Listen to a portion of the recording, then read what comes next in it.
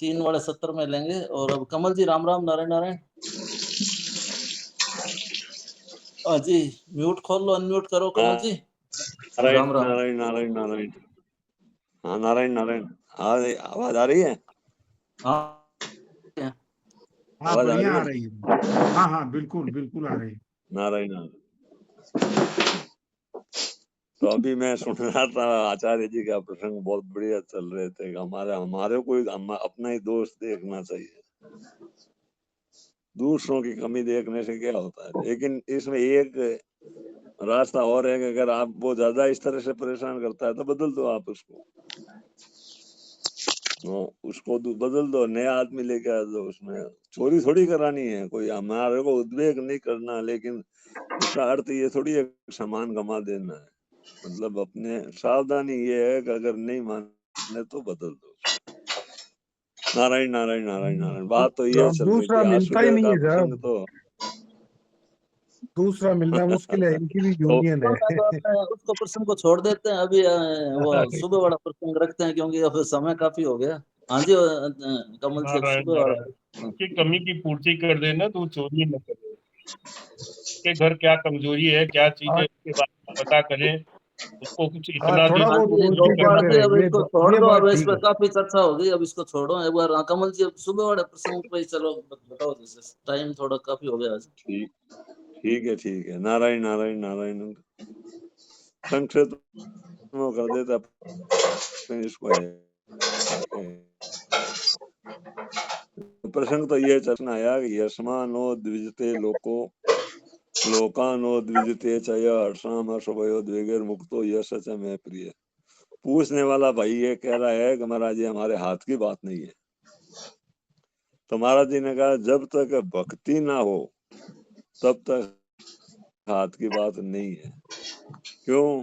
कि संसार को तो सच्चा मानते हैं, और जब तक तेरा मेरा करते हैं तब तक ये धन में भी आसक्ति है, तब तक महाराज ये होना बहुत मुश्किल है। महाराज जी के तब तक ये समझ में नहीं आती है, ये बात समझ में नहीं आती। तो मतलब अगर समझ में नहीं आती, लेकिन सीख सकता है वो, उस बात को सुन लेगा, सुना देगा, लेकिन उसको अनुभव नहीं होगा इस बात का। तो उसमें बता रहे थे महाराज जी के यस्मानो द्विजते लोगो, इसका अर्थ करते हुए बताया कि जिससे हमारे को किसी से उद्वेग न हो, या हमारे द्वारा किसी को उद्वेग न हो। हर्षाम हर्ष भयोग, हर्ष और अमर्ष में जो द्वेष रहित है, मतलब इससे रहित है, वो भगवान कहते हैं वो मेरे को प्यारा है। तो महाराज जी कहते ये स्थिति की बात है, वो वैसा होने पर समझ में आती है। ये जो स्थिति बताई है ना, वो तो वैसा होने पर ही समझ में आती है, और नहीं तो महाराज सीख लेते हैं। बात सुन ली और सीख ली, सीखने से काम नहीं आती, ऐसे समझ में नहीं आती है। सीख लो, सिखा दो, भले औरों को बता देंगे, लेकिन अनुभव नहीं होगा इसको। जितने निकलते उतने तो निकल, फिर जैसे इसके निकाले तो इसकी डंडल काट के डाल दे बाजू में। तो महाराज जी बताए सीखा बद ज्ञानी है, उस बद ज्ञानी से मुक्ति होना बहुत मुश्किल है।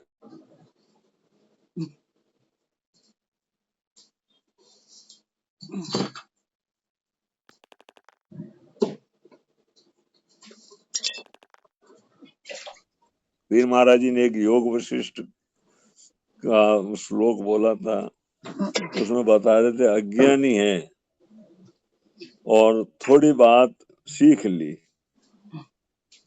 थोड़ा सा जानता भी है बंधन क्या है, मुक्ति क्या है, और कहता है कि सब कुछ ब्रह्म है, ऐसा कहने वाला भी है। ऐसा कहने वाला महाराज जी के महान नरकों में ले जाने वाला है।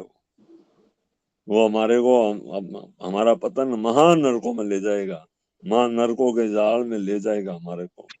तो ऐसे से हमें बचना चाहिए। ऐसा अगर किसी का अनुभव है तो ध्यान रखना, वो नरकों में जाने वाला है। और महाराज नरकों में ही ले जाने वाला नहीं, वो भूत प्रेत पिशाच, वो भूत प्रेत पिशाच में नहीं, खरीश होता है एक, खरीश में भूत प्रेत तो बेचारे मंत्रों से निकल जाते हैं, लेकिन खरीश जो होता है ना वो खुद ही मंत्र बोल देता है, मंत्र उसका मुक्त होना बड़ा मुश्किल बताया महाराज जी, बड़ी मुश्किल बात है, उसके लिए असंभव सी बात बता रही है, कल्याण नहीं होता उसका। जो वेदांत पढ़ कर सीख लेते हैं, वेदांत को सीख लिया और महाराज वो वेदांत के दलदल में फंस जाएंगे। जैसे महाराज कहते हैं ना, वैसे वो जैसे फंस जाता है ना, फिर दलदल में फंसा हुआ आदमी बाहर निकलना चाहता है तो जैसे जैसे पांव पड़ता है वैसे वैसे वो भीतर जाता रहता है, तो उससे मुक्त होना बड़ा मुश्किल हो जाता है।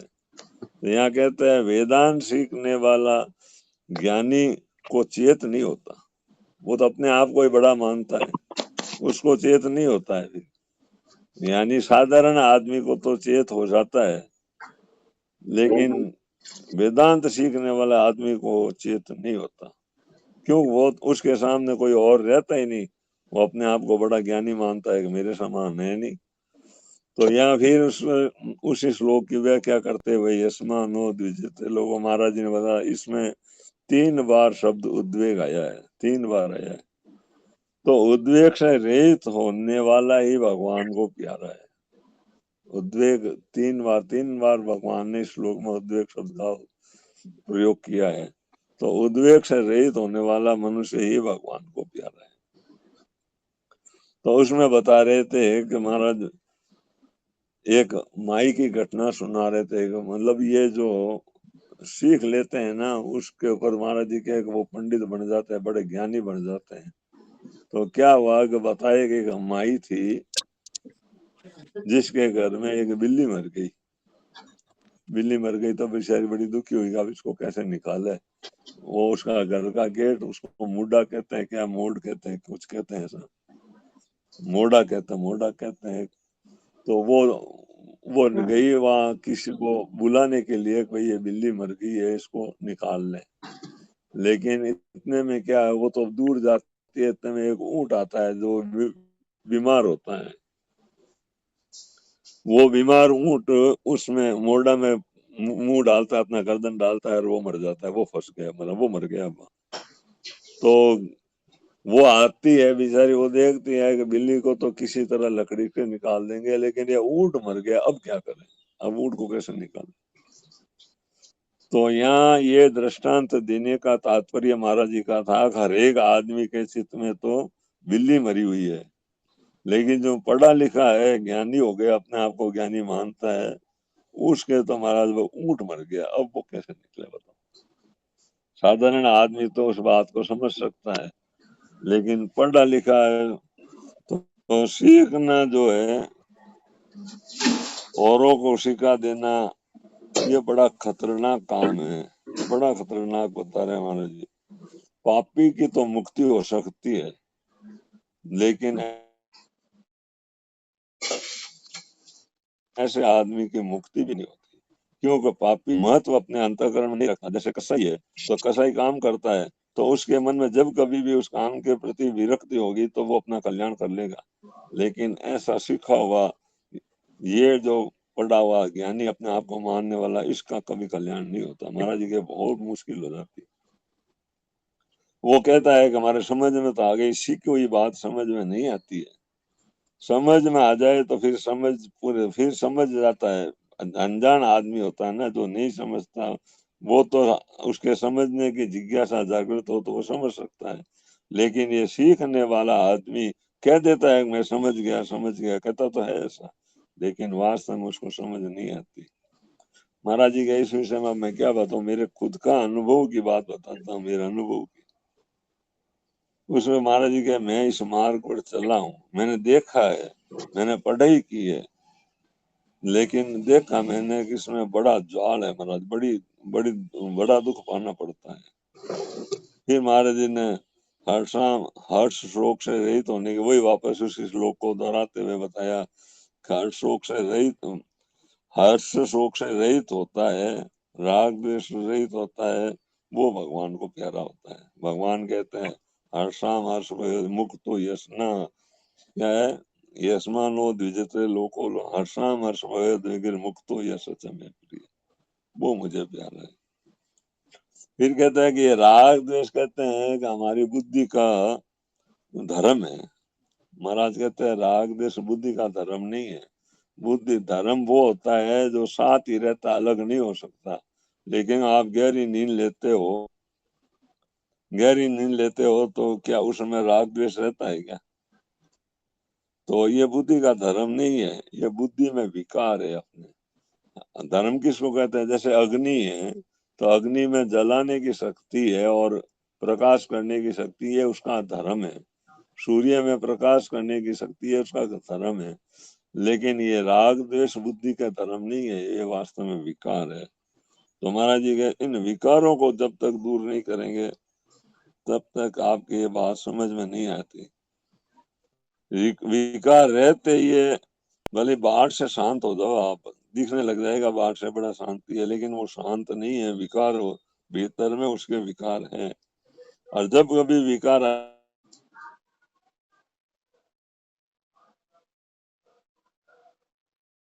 तो जिसको अनुभव हो गया उसके सामने कितना भी राग नहीं, ये अर्थ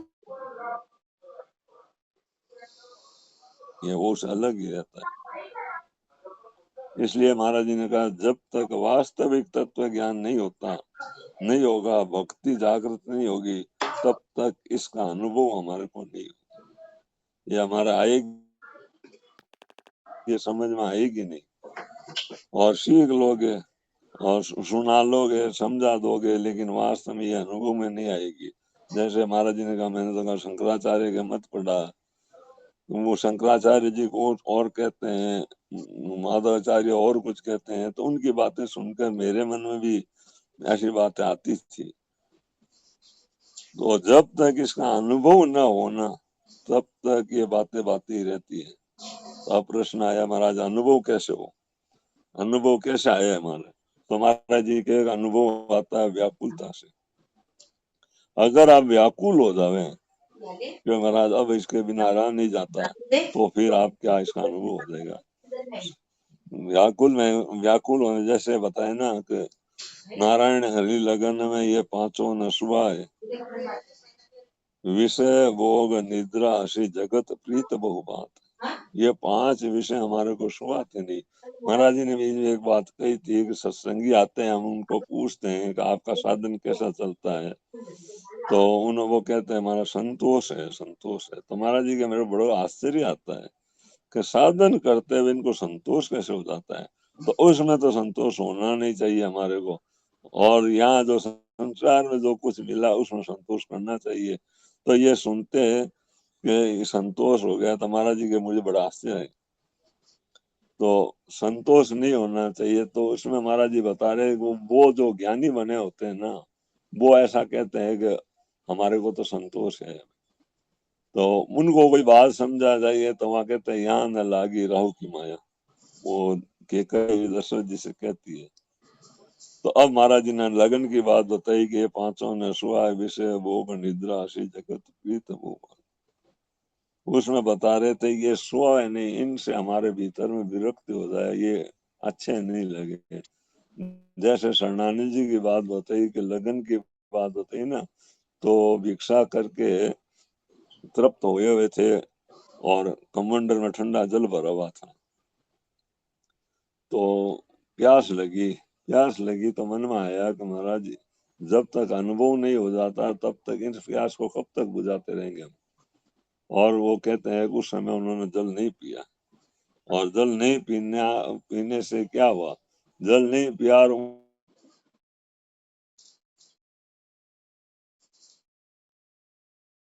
जी कहते हैं कि फिर उनको इस बात का अनुभव हो गया।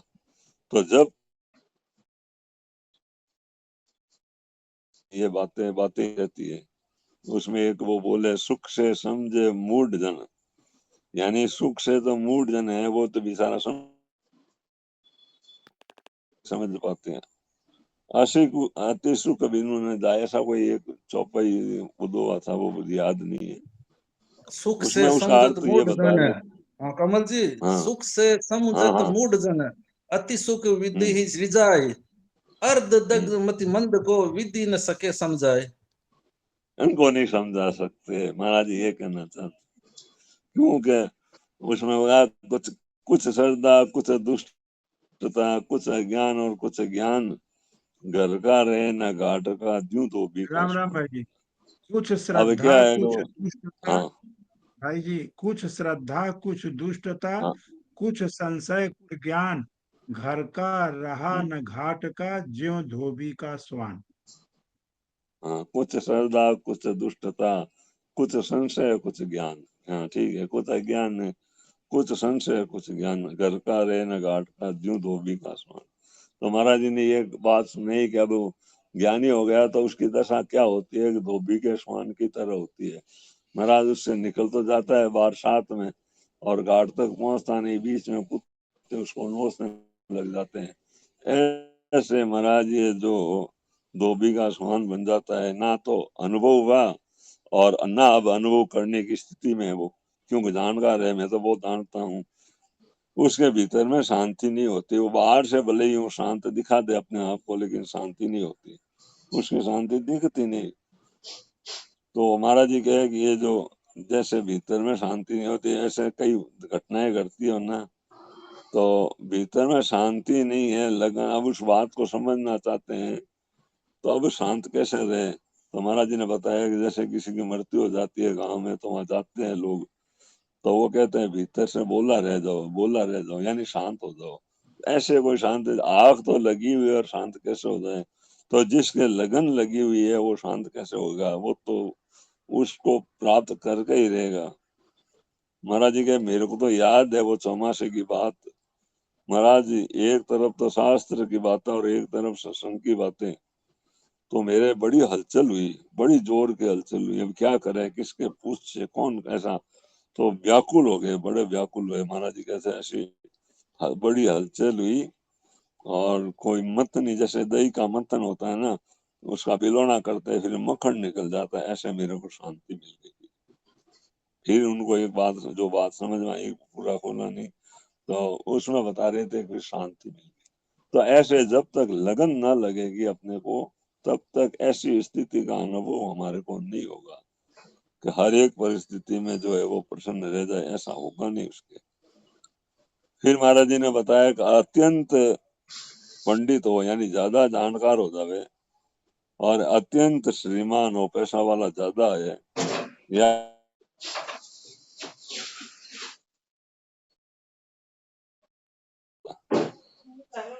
इनको ध्यान आत्मज्ञान नहीं होता। कारण क्या है कि